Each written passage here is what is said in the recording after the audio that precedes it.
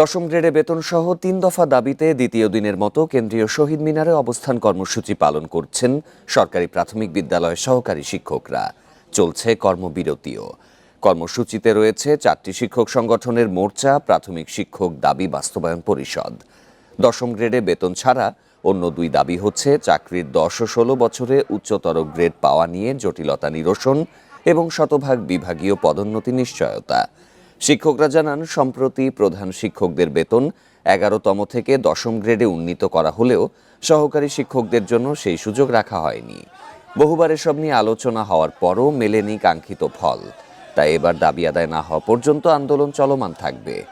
বর্তমানে দেশে 65,567টি সরকারি প্রাথমিক বিদ্যালয়ে 3,84,000 শিক্ষক কর্মরত আছেন। সরকারকে, প্রশাসনকে জানিয়েছি, আমরা বহুবার এসেছি, কিন্তু আমাদের কোনো দাবি, আমাদের টেবিল টক হয়েছে, অনেক আশ্বাস দিয়েছে, কিন্তু বাস্তবায়ন হয়নি।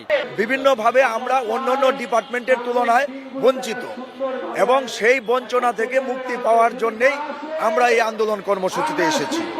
নিজে সন্তুষ্ট থাকি, তাহলে আমার শ্রেণী পাঠদানের ক্ষেত্রে আমি আমার শিক্ষার্থীদেরকে জাতি গড়ার হিসেবে এগিয়ে নিয়ে যেতে পারবো।